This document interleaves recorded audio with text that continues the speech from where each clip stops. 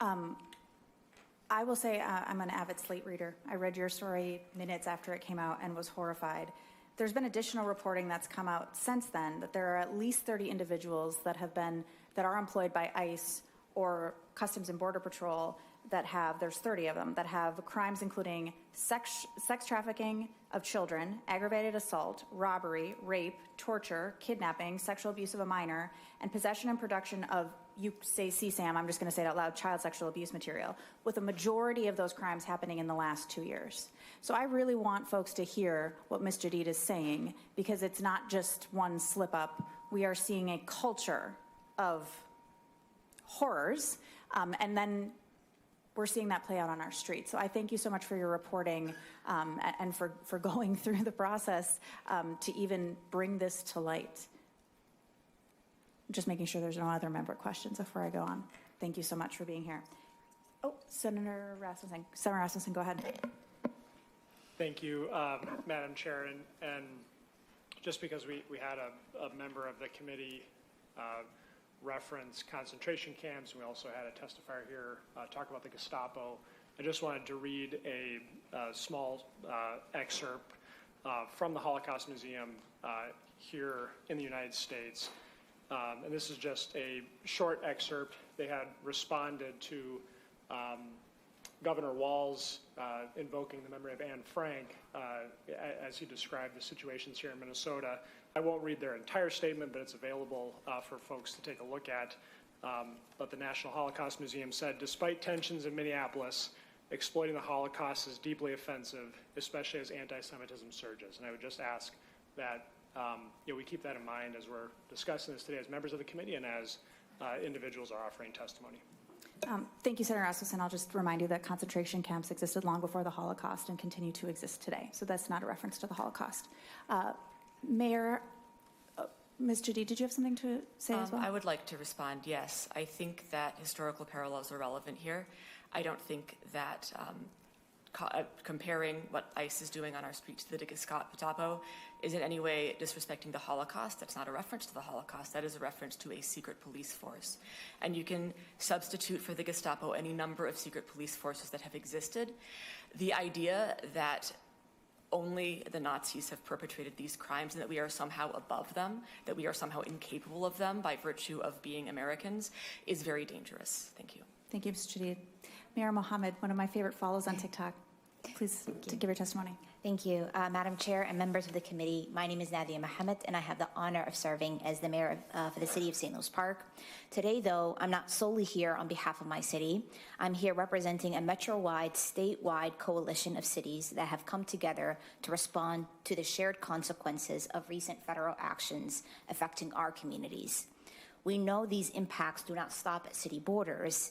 These recent events, including the Operation Metro Surge, have required cities across Minnesota to respond to unprecedented federal activity within our region. First, what we're not seeing is not abstract. Civic norms are breaking down, trust in public institution is eroding, community cohesion is fraying, and fear and uncertainty are pushing people to stay home.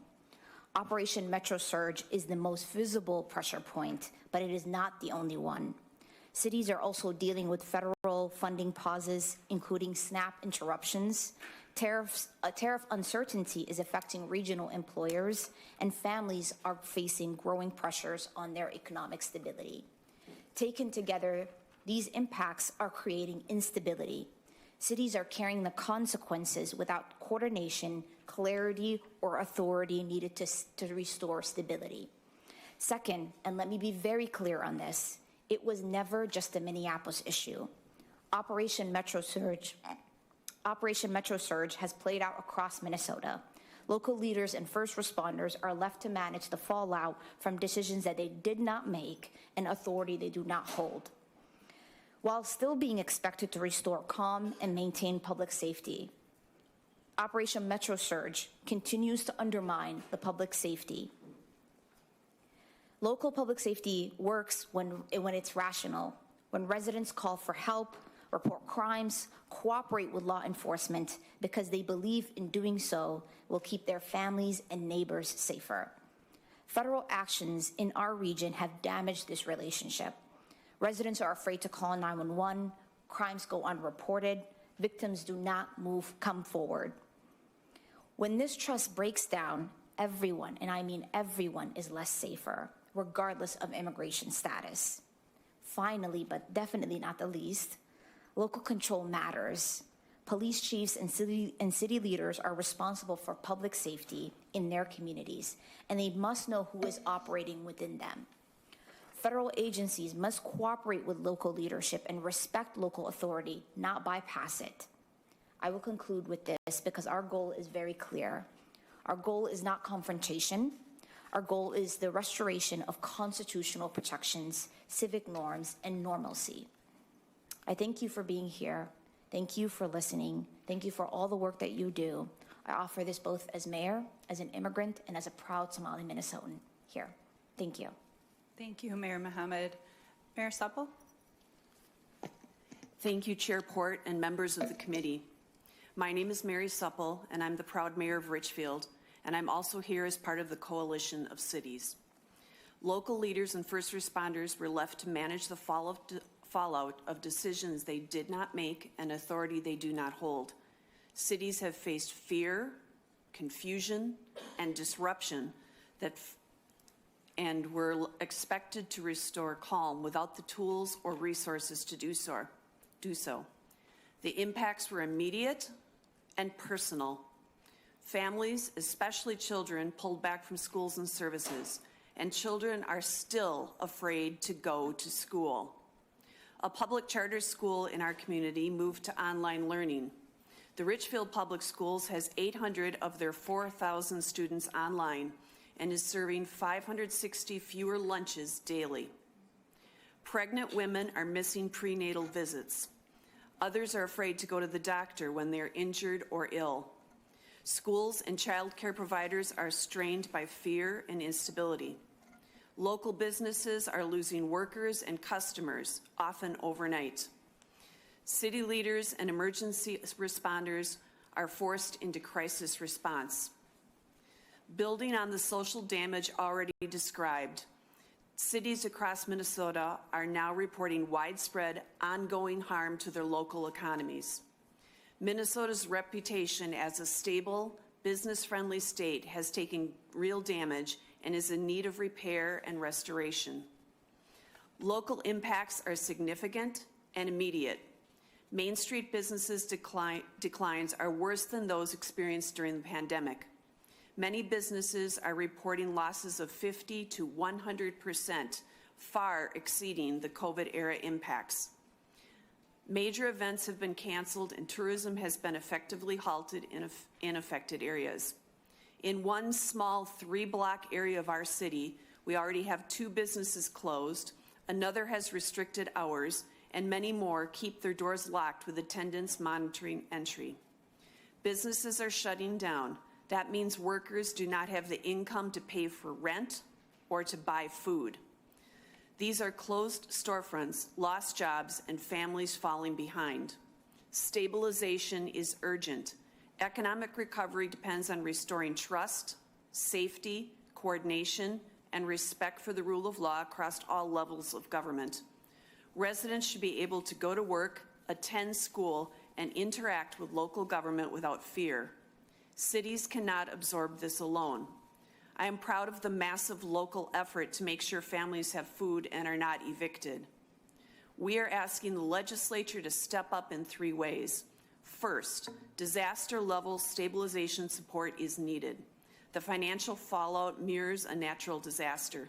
Cities are facing simultaneous crises in housing stability, hunger, workforce participation, and public safety. Second, we need a reset in intergovernmental relationships. We are not here to assign blame, but continued misalignment between federal actions and local governments is untenable. Our residents deserve alignment, not chaos. Third, direct support must flow to cities. Resources need to reach municipalities that are now absorbing extraordinary economic, social, and public safety costs caused by this surge. The goal is simple. We need to restore stability. We need to restore trust. We need to restore normalcy. Thank you again for your time. Thank you very much, all of you, for your testimony. Senator Rasmussen? Thank you, Madam Chair. I have a question for our two mayors here today. There's been a lot of conversation around cooperation between federal, state, and local authorities, especially with Mr. Homan coming to Minnesota to have some of those conversations with Governor Walz and other local elected officials. We also had just earlier today, former Congressman Dean Phillips talked about how it's common sense to deport undocumented criminals, and I encourage Governor Walz, Mayor Frey, and all state and local officials throughout the country to cooperate with the federal government to that end. And so my question, Madam Chair, for the two mayors is, do you believe that cities and counties and the state here in Minnesota should cooperate with federal authorities on deporting undocumented criminals? Mayor Mohammed? Madam Chair, thank you, and thank you for the question, Senator. This continues to be a question across our cities and across the state. There is immigration enforcement is primarily a federal, it falls within the federal government. That being said, to keep our residents safe, that is within our purview and local government's responsibility. Those two can coexist, but under trust. And we have to be able to trust the federal government not to keep our residents safe, and we have to be able to protect our residents from government overreach. And so as we are having these conversations, it is important that we go back to the baseline and the expectation that Constitution will be respected and that the rule of law is going to be what we're following. And that's not what we're seeing in the streets. And so as I say, local authority and the ability for cities to make the decisions for themselves and keep their residents safe is important. And that only works when the federal government respects that authority and does not bypass it. I hope that answers the question. I think there is that continues to be the solution we're trying to find here. Ms. Supple? Mayor Supple? Chair Port, Senator, thank you for that question. As my colleague Mayor Mohammed has eloquently explained, there is a separation of what we do. We don't have the resources and we don't have the jurisdiction to enforce federal immigration law. We are about keeping the peace, and we enforce local and state laws, and we follow all those laws, and we believe in the rule of law. We believe in constitutional rights being followed, and we think that we need to follow due process. And so we are staying in our lane, and we are respectfully asking that the federal government follows due process and constitutional rights as well. Thank you. Senator Rasmussen? Thank you, Madam Chair, and thank you to both the mayors for that response. I guess I'll be a little more specific in my question this time, which is I believe both of your cities reside in Hennepin County, and it's my understanding that Hennepin County is not honoring federal immigration ICE detainers for individuals who have been arrested, could be arrested by police departments that are run by your cities, are in a jail in Hennepin County, and immigration authorities have requested to be able to come and gain custody of those individuals because they're believed to be in the country illegally. Do you think that Hennepin County, as the jail for the communities that you represent, and I work with your local police departments, should they honor detainers from federal authorities when there's a criminal illegal immigrant who's in their custody? Mayor Supple?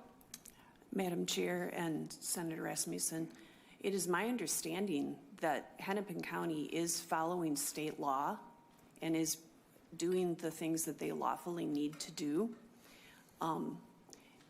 I am not going to speak on their behalf, but I do believe that they are following the state laws of the state of Minnesota and have been doing so. And so some of the allegations that have been made about their actions are not true. So I think you should talk with Hennepin County because I do believe they are following the law. Mayor Mohammed? Thank you, Madam Chair. I would reiterate what the mayor has said around, I am the mayor for the city of St. Louis Park. I do not speak for Hennepin County and the decisions that they do make. That being said, I do know that they're following state law. Senator Rasmussen? Thank you, Madam Chair. And my question wasn't, are they following state law or not? It was just asking, should they be honoring immigration detainers? And I think it's disappointing that we weren't able to get an answer from either of the mayors to that question. If they want to answer that question specifically, I'd welcome them having the opportunity to do that, to say, yes, Hennepin County should honor federal immigration detainers, or no, they shouldn't, and make the case. But obviously, the mayors before us are concerned with public safety in their community. They have thoughts on immigration enforcement, and this seems to be a major point of contention between federal authorities and local authorities. Mr. Holman earlier today said that the Department of Corrections is cooperating and honoring these detainers, and just want to see where the mayors stand when it comes to Hennepin County being the largest county jail in the state of Minnesota. Mayor Mohammed. Senator, thank you. Madam Chair, Senator, I believe your question has been asked and answered. There's nothing more that I can add to other than that they're following state law, and that we will continue to live the values and move forward with the values of our residents, whether it's in St. Louis Park or across Hennepin County. And I think the problem where we're talking about public safety goes to what we're seeing in our streets is not safe for the public and is not safe for our residents. And the conversation around ICE and in the federal agency has existed since in the early 2000s, and we want to go back to restoring that constitutional laws that were in place and continue to be in place.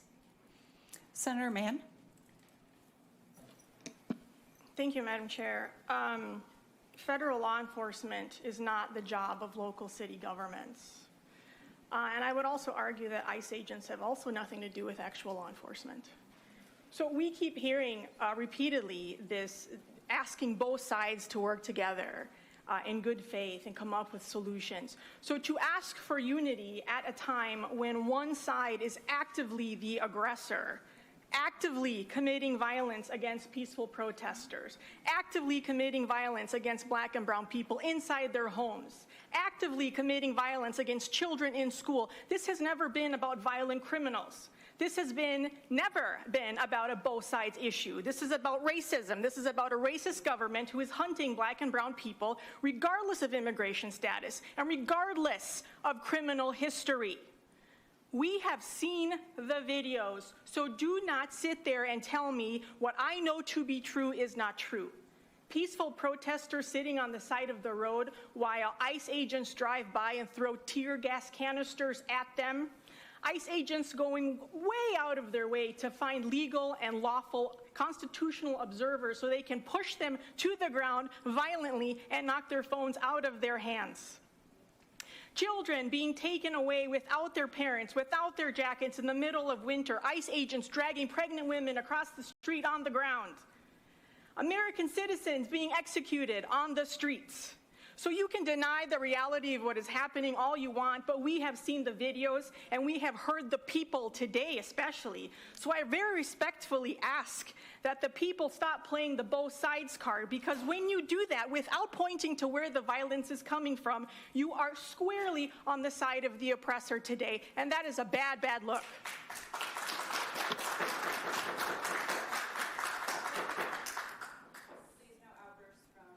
From the audience. Senator Mann, please continue. Senator Dibble. Thank you, Madam Chair. So a question was posed that has the effect of turning our attention to what I think has been well established, that leaders of the state agree, and that is dangerous and violent criminals should not be in the state of Minnesota and should be removed. So I'll ask this question. Anyone on this panel can answer the question if they so desire. Should ICE and Border Patrol be allowed to arrest, detain, and violate the basic civil and human and constitutional rights of citizens and residents of this state and of this country who have no criminal background, no criminal history, or who have resolved their criminal issues in many years past in the way that we would accept as normal due process and practice. Should ICE and Border Patrol be able to act outside of the law in violating the basic human, civil, constitutionally guaranteed rights of law-abiding citizens and residents? Deny them due process, access to counsel, deprivation of their freedoms. That's the question in front of this committee. The question that was asked earlier has been asked and answered. No one believes that dangerous people should be in this state. And in fact, our Department of Corrections and our county jails are cooperating fully when ICE requests these things. That's been established. So let's not get distracted to the point that Senator Mann made. What we're seeing here today is a federal agency that is acting outside the bounds of the law and the Constitution of our state and our country. Should that be allowed, tolerated, permitted? Should we stand with ICE? That's the question. Should we stand with ICE? Because I know that the president today is urging all of us to stand with ICE. Should we stand with ICE's lawlessness? That's the question. I would love for it to be answered. Senator McQuaid.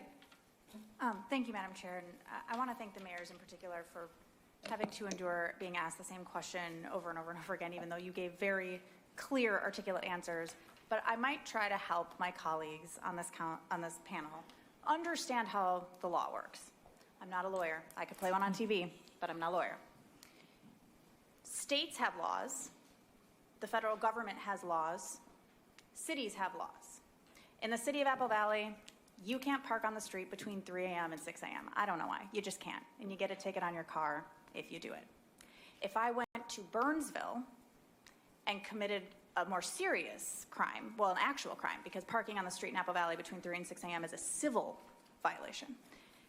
The city of Apple Valley, the city of Burnsville would not be able to hold me in jail for the civil offense of leaving my car on the street between 3 and 6 a.m. So similarly, if somebody in the state of Minnesota commits a crime that is a state crime, they go into state custody.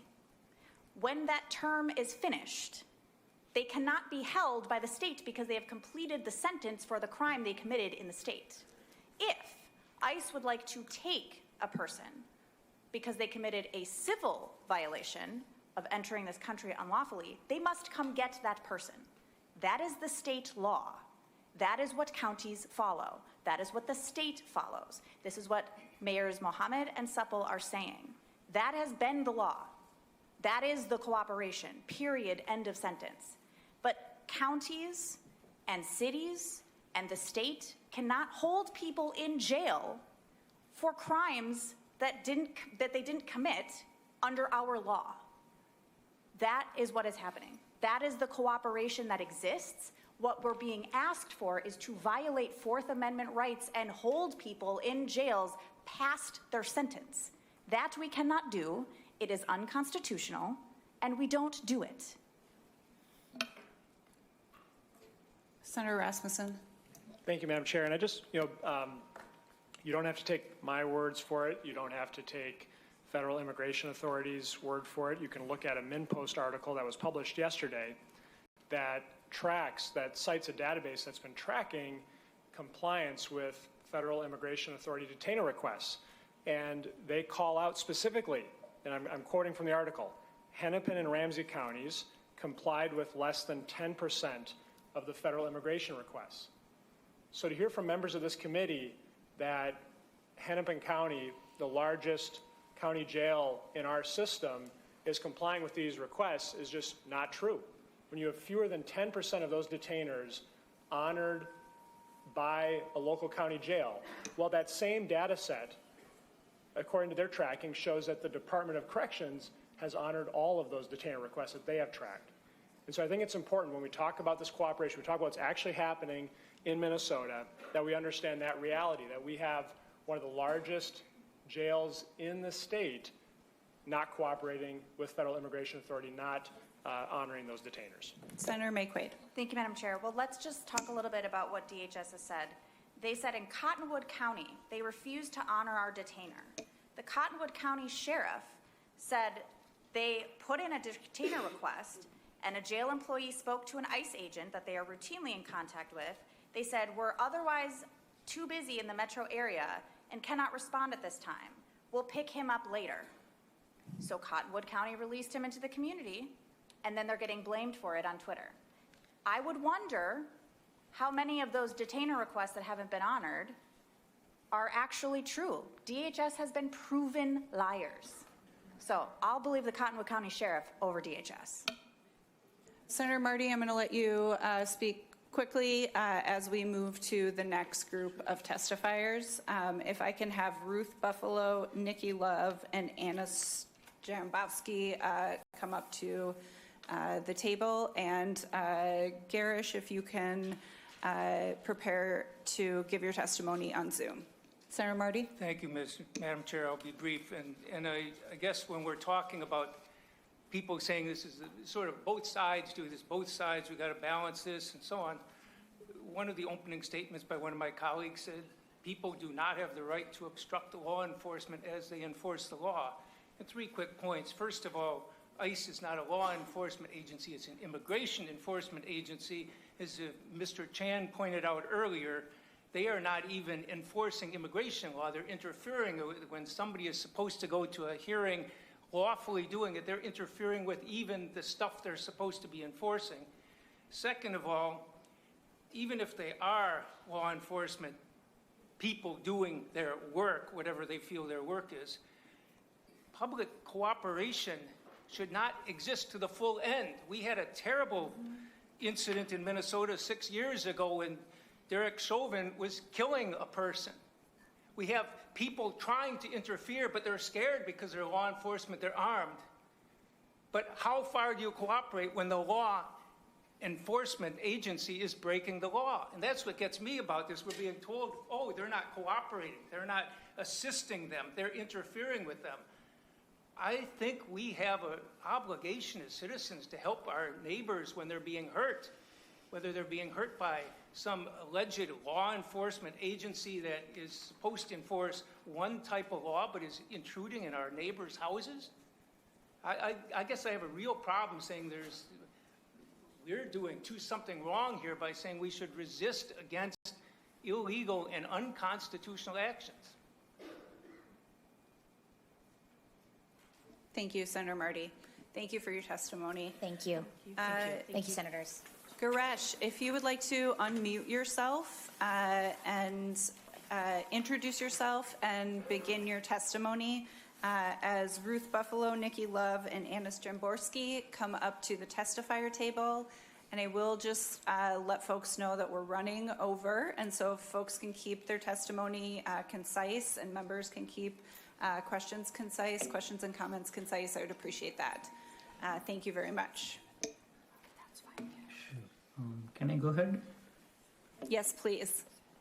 Hi all. Thank you for giving me the opportunity to share my experience. My name is Girish Muralidharan. I'm in the United States for past 11 years and I'm in Minnesota for past 4 years. I am with my wife and 2 kids, and I'm a software developer working for a reputed company here. And I also volunteer for Cub Scout 479. I'm a treasurer with it. So on Jan 8th, 2026, I was on my way to drop a check to one of my friends as a part of my treasurer duty. And I had to stop near to the Shakopee Sam's Club gas station. And I was encountered by ICE agents at that time. They told me that I am illegally here and I will be arrested and deported. I tried to explain my situation, my visa details to them, but they were not ready to listen to it. Even luckily, my wife was with me and she was also trying to explain our situation, and they were not listening to us. And they arrested me.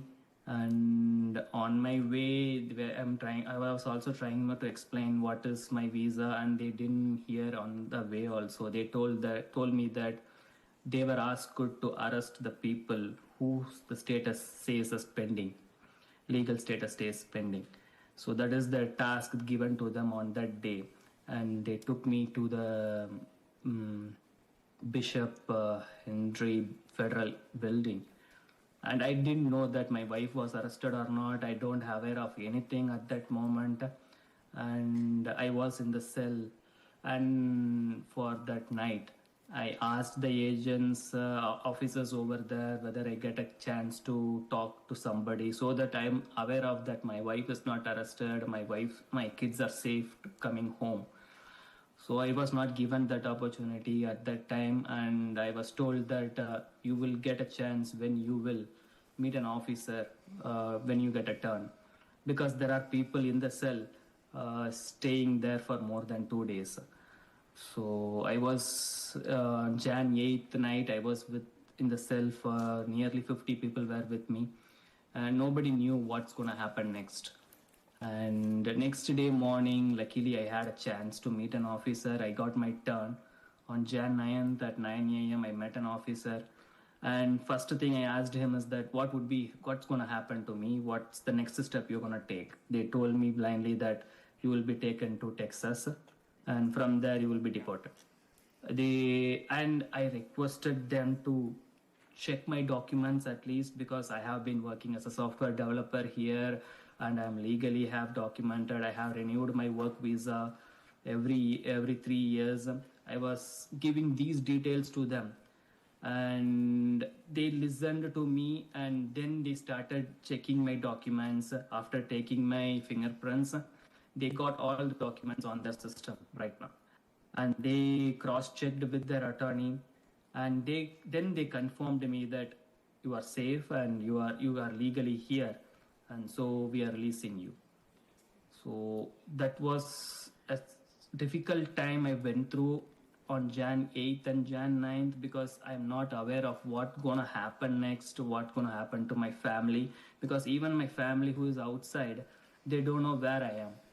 And these are all the situation, not everybody prepared that what's going to happen, what the steps they need to take. So my wife don't know whom she needs to contact. She was calling all known persons who are my friends, my attorney, my boss. Everybody were in touch with my wife, trying to track where I am. First of all, they don't know where I am and what would be the next step, because nobody aware of is there any system where they know what is the case number kind of thing. Then we called one of our ICE customer service center something, and they told us to check on some website. If I am detained or a case being filed, then my name would be there in that site. So we will keep on refreshing that site, making sure my name is there in that one. So until I call my wife the next day at 9 o'clock in the morning, she was not aware what happened to me. And after the ICE officer told me that I'm legally here, I'm getting released, my complete family was relieved. Like they felt, okay, this is a difficult time they gone through. So nowadays we are carrying our documents, legal documents with me.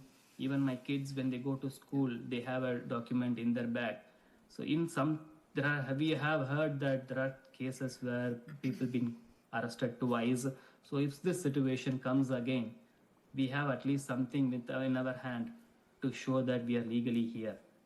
So this is one of the difficult time we went through. So that's what I wanted to share it here. Thank you for your testimony. Ms. Buffalo? Good morning. Thank you, Madam Chair and members of the committee. Thank you for the opportunity to testify. I'm Ruth Buffalo, the President and CEO of the Minnesota Indian Women's Resource Center, a direct service provider serving Native women and families, many of whom are citizens and enrolled members of federally recognized tribes. When people talk about the Department of Homeland Security's immigration and customs enforcement, the conversation is usually political or legal. Well, I'm here to share that this is also an economic stability and public safety issue for Minnesota. And I want to be very clear, it does not matter if you have a tribal ID or tribal enrollment papers. It is being disregarded and not honored. Our community is witnessing citizens and tribal members being detained and harassed. Because of this, I now tell my husband and children not to leave the house unless they absolutely have to. This is not only a civil rights issue, it is a tribal sovereignty and constitutional governance issue. Tribal nations are sovereign governments recognized by the Constitution, treaties, and Supreme Court precedent, and the federal government has a trust responsibility to protect tribal nations and their citizens. Minnesota's systems depend on recognizing tribal citizenship. When tribal IDs are ignored, that represents a breakdown in lawful government-to-government relationships and the rule of law. At Minnesota Indian Women's Resource Center, we have gone into several shelter-in-place and lockdowns because of the Department of Homeland Security, Immigration and Customs Enforcement activity near our building. We have closed our doors due to safety concerns and nearby use of force by federal agents. During extreme cold, we opened our emergency warming center to protect our most vulnerable who are being targeted. We now operate knowing that we are all targets. Federal agents have frequented the streets outside of our building. Elderly women walking to us for services have been harassed. We have also had individuals enter our warming center posing as unsheltered people or volunteers, warning that ICE was coming to warming centers and that they are here for the ICE storm. Because of this well-orchestrated climate of fear, our clients are missing critical services. When we close or lock down, families miss support, housing help, and care. As a result, more families and individuals are hungry, more are at risk of eviction, and the mental health impact, especially on children, is severe. That trauma has long-term economic costs. When workers disappear from jobs, businesses lose trained employees and productivity. The costs don't disappear. They shift to the state and counties through housing instability, child protection, and emergency systems. This is not a moral issue. It is a fiscal responsibility issue. I urge you to pursue policies that protect community stability, workforce continuity, and prevent Minnesota from inheriting the long-term costs of federal disruption. Thank you. Madzigadadz. Ms. Love? I'm very short, so I have to, I think, lean forward here. But Minnow Gigajab, everyone. My name is Nikki Love. My Indian name is Wasagijigokwe, Bright Up the Sky Woman.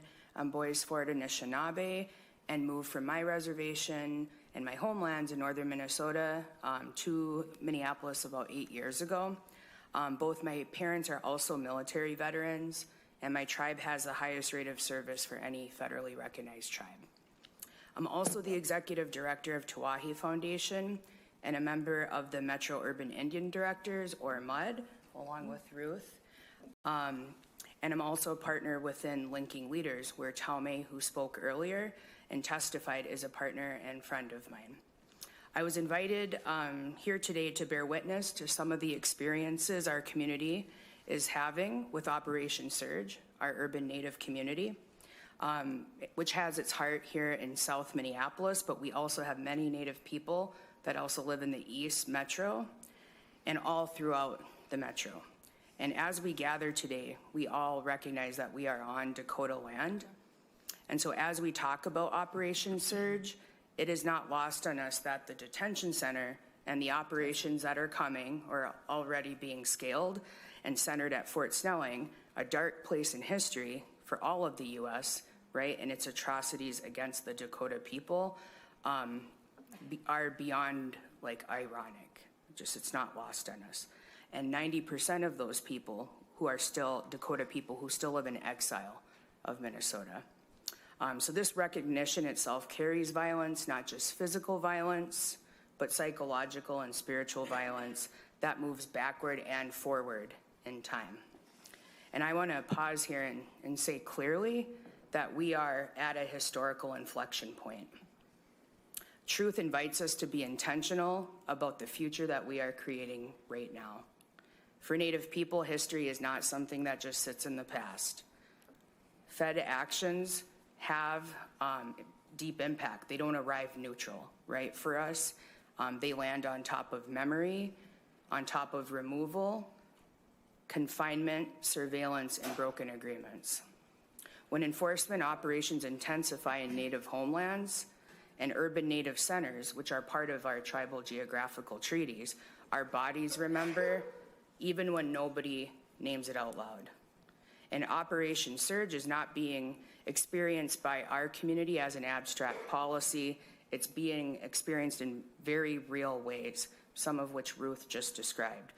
How our people move through our neighborhoods, whether our Native elders feel safe leaving their homes, whether parents send their children to school, whether people show up for medical appointments, cultural gatherings, or basic services.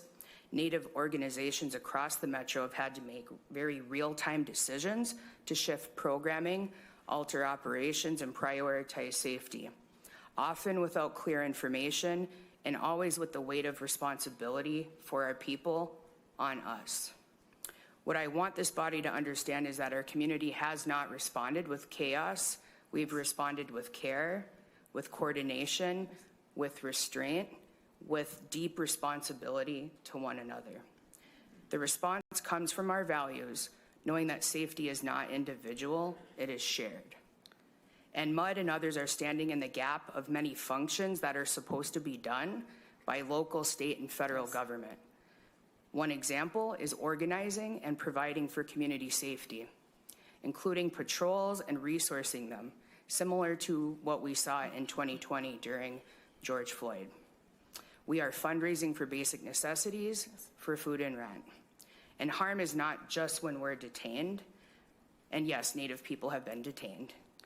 Fear prevents people from accessing all the things: food, healthcare, education, ceremony, community spaces.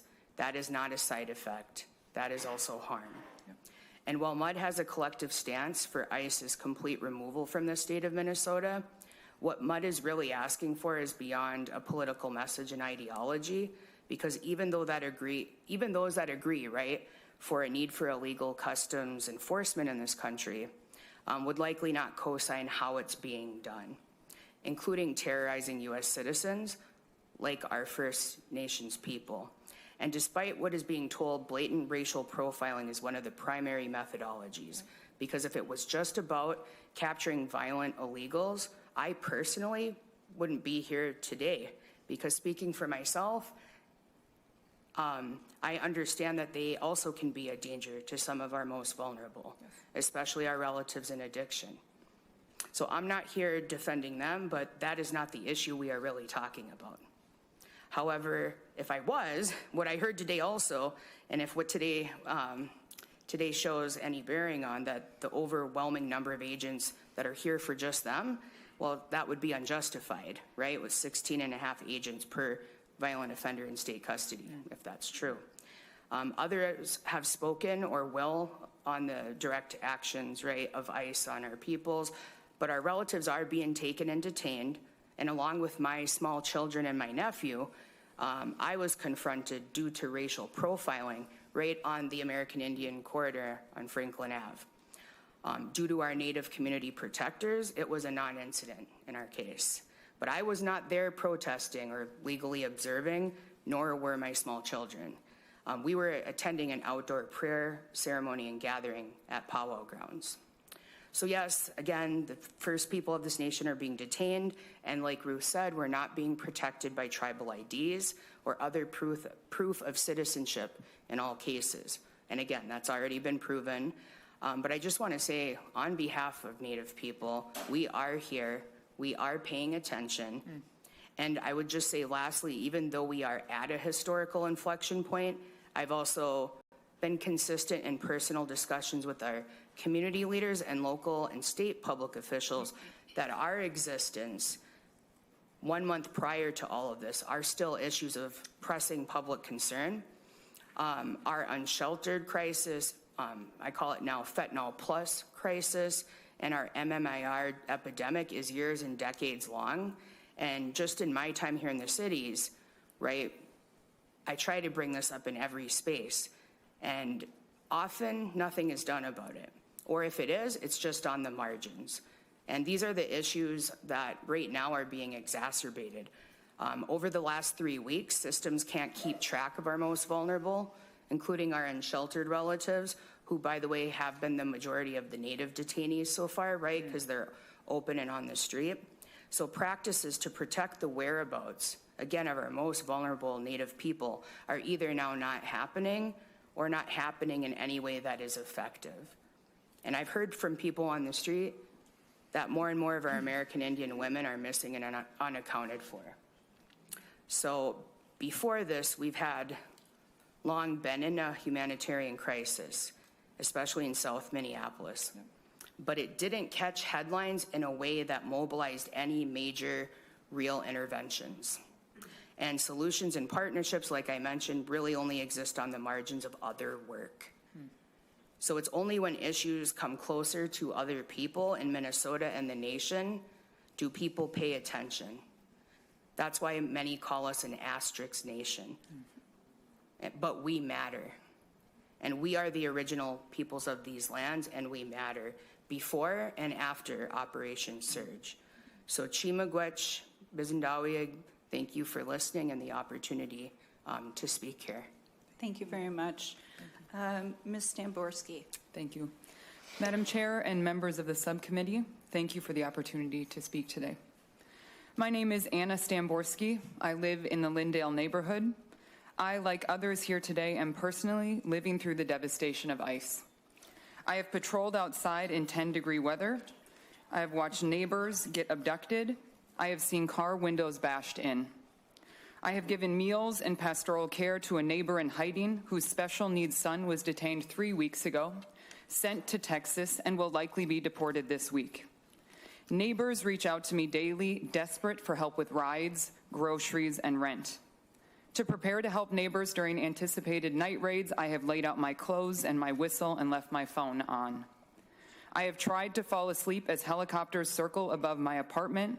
My dreams are filled with organizing rent requests and grocery drop-offs. The needs and the work are nonstop. And every person I know is asking, what can be done and what can I specifically do? For me, some of the answer to that question is in mutual aid organizing and providing direct support to neighbors. Because of my work as an organizer with Crossroads and the connections that I have to the faith communities here in the Twin Cities, I was at the table in early December when a Latine-led organizing entity asked a simple question. You're people of faith. Can you help with grocery runs and rides for a couple of our members? Myself and another faith-based organizer said yes. Yes, of course. We want to help. We are called to help, and there is no option but to help. At first, the request came in slowly, a handful every couple of days from people we knew directly or through a friend or neighbor. We pulled in some helpers that we knew and trusted to deliver groceries or give rides. We started a request form so that we could better organize requests, and we even created a document for people to sign up to help. Again, all still 1 or 2 degrees of separation.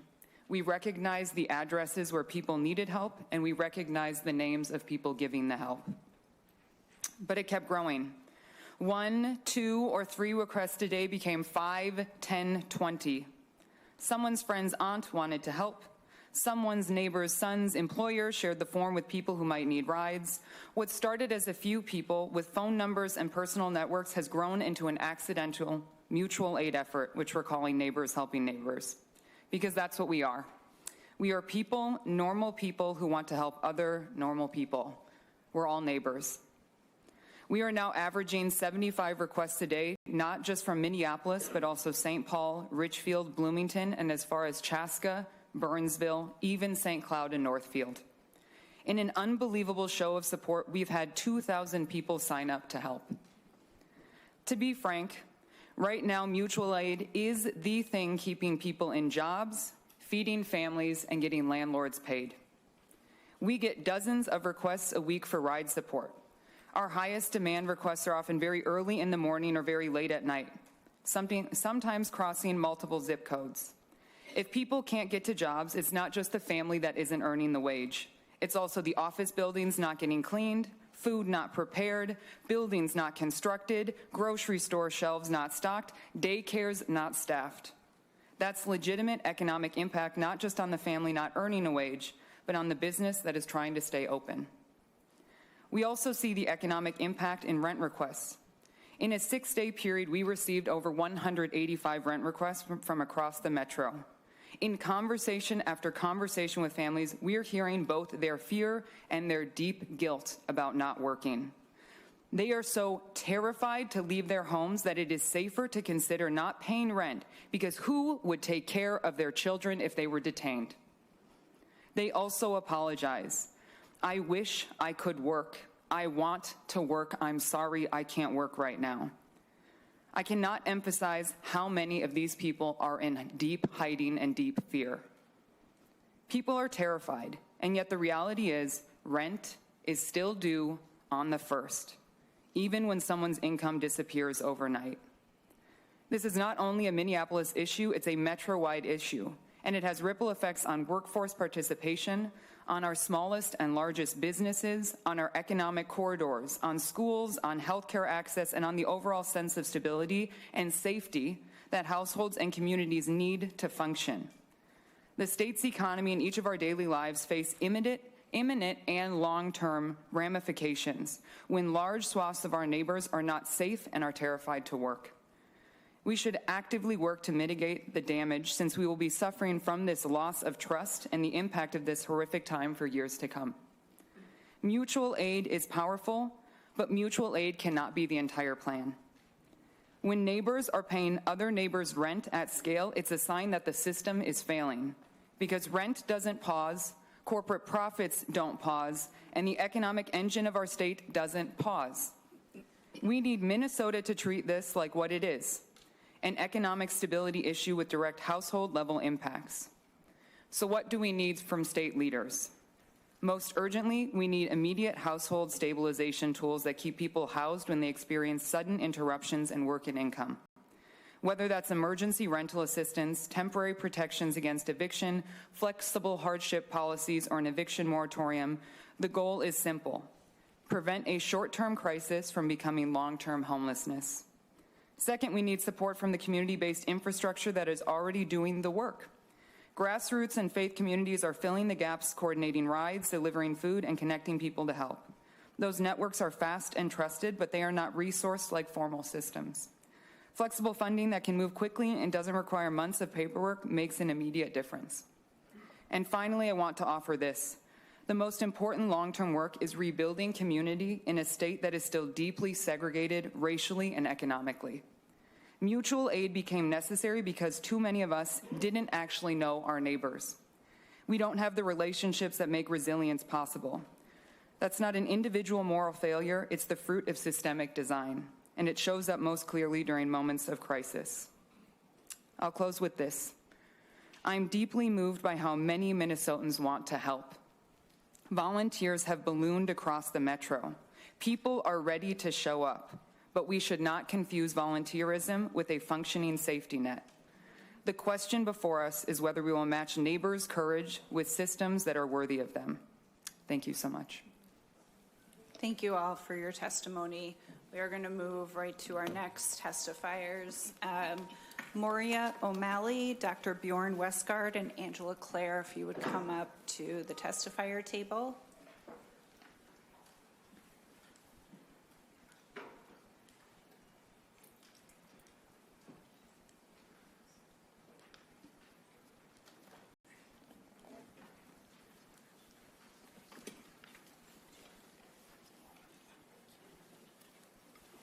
Ms. O'Malley, if you would begin by introducing yourself for the committee and presenting your testimony.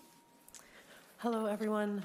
My name is Mariah. I live in Minneapolis.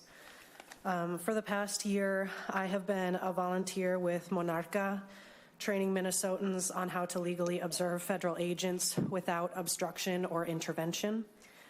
As the federal government's presence in our metro area has increased, more and more regular people, neighbors, parents, teachers, and nurses have joined us. On December 1st, Operation Metro Surge began. 1 week later, a white woman in North Minneapolis was the first observer that we know of to be detained by federal agents. I can still remember her haunting screams as her hands were tied behind her back, a dozen armed masked men taking her away on a cold, dark December morning. As a new year began, we learned that 2,000 federal agents would descend into our communities, the largest operation in the history of our country. This massive armed federal deployment felt not as though it was an immigration operation, but was a harmful tactic to ensure our children felt scared in their schools and daycares, our business corridors failed, and every single one of us felt unsafe in our own communities. Our lives have been upended. I see ICE agents when I run errands or spend time with my friends. I have spoken with families who have had loved ones abducted from their job sites or on their way to school. They stop Black and brown Minnesotans to demand proof of citizenship. Abandoned cars are all over the city, their drivers taken by ICE. And observers across the city are continuing to observe because our First Amendment allows for these atrocities to not happen in the dark. Agents have turned their aggressive tactics against us citizens. When I first got a text that ICE had shot someone in South Minneapolis, I was heartbroken, and I was not at all surprised. I cried when I heard the observer had died, and I cried again when almost 700 people came out that night to learn about their constitutional rights. These were people who had just seen video of a federal agent killing their neighbor. Minnesotans who had heard people in the highest echelons of power desecrate Renee Good's memory before her body was even cold. Minnesotans for whom the act of the day reinforced their need to be at a legal observer training, reinforced their need to film federal agents because we all know that if our videos don't exist, the truth that DHS tells is the only truth there is. The next morning, I volunteered to be a safety marshal at a protest at the Whipple building. Federal agents became increasingly violent toward us as we chanted in the public road. Federal agents shoved me to the ground multiple times. One time putting my face directly in front of a canister of tear gas. My lungs filled with smoke, and I thought I would asphyxiate. When I got home, I learned that wasn't the closest I had come to dying that day. There was video of a federal agent pulling his handgun and pointing it at me from point-blank range while I wore my safety vest and my hands were open and out to my sides. I didn't even notice at the time because I was not looking at him. I breathed through a panic attack as I realized the vigil I had attended could just as easily have been my own. I struggled to sleep that night, and the next day DHS announced 1,000 more agents were to be deployed to our city. I walk out of my house and my neighborhood smells of tear gas. I see videos of CBP deploying gas canisters and leaving loaded magazines in the same park where I go to community markets and where the kids I babysit play in the summer. Every day since Metro Surge began, it is clear these operations put the physical and mental safety of all of us at risk. This past Saturday morning, we learned another of our neighbors was killed, an ICU nurse at the VA. This time, the site of the killing was just 1 mile from my home. I rushed to the scene to find friends who lived even closer. As the streets filled with with hundreds of my neighbors, federal agents deployed gas canisters and flashbangs. When hundreds of riot gear agents showed up, I went inside my friend's house. We stayed there for hours while flashbangs shook the walls and pepper spray filled the air. It was not safe for me to go home. Inside, we communicated with witnesses who were barricaded in buildings by federal agents, terrified they would be arrested or killed for witnessing what had happened to Alex. Many of them were arrested and held for hours at the Whipple building on Saturday. Their attorneys were told they would not be able to speak to their clients until Monday because, quote, federal agents don't work on the weekends. If that were true, Alex Preddy would still be alive today. Every day they lie to us. We are gaslit by administration officials while their agents on the ground threaten, assault, and kill us in our own city. While helicopters fly overhead and agents build a database of our faces, they tell Americans everywhere to disbelieve what we can see with our own eyes. They accuse us of being domestic terrorists and paid agitators without any evidence to dismiss the atrocities that Minnesotans are experiencing firsthand. The U.S. government wages war against its own citizens while we are just trying to live our lives. When we show up with whistles and phones, they deploy gas and shoot guns. They do anything to deny us the ability to film because to them, the most dangerous weapon is the truth. Every day, Minnesotans have shown that courage is contagious. I hope our courage inspires this body to be brave. Please do everything you can to fight for better conditions for all of Minnesota without leaving any of us behind. Thank you. Thank you very much. Dr. Westgard, if you'd please introduce yourself for the record and provide your testimony. Yes, Bjorn Westgard, MD, MA. Thank you for the opportunity to speak today about the impact of federal ICE and CBP agents in Minnesota. I'm here as a concerned physician and a concerned citizen. I live and work in Minnesota. I'm an emergency room physician, a clinic wound care physician, and a public health researcher. I have cared for patients in custody, and I have cared for federal agents. Today, though, I would like to point out the chilling and harmful effect that the presence of federal agents in our communities and our healthcare facilities has had on everyone who needs healthcare. I've spoken with colleagues across the metro and a couple out state, and I can tell you that emergency room and clinic visits are down 20 to 25% across many of our health systems, and that's a conservative estimate. People are delaying and avoiding care for fear of unidentified masked men with guns. The human and economic impact has been substantial, and in some places, the impact has been even more significant than the pandemic. As one might expect, there's been a substantial decrease in visits among Latino patients, representing about 25% of the drop, but the drop in visits has been across all demographic groups. We've had patients say they will not come in for needed treatments because ICE is around. We've had patients present at the last moment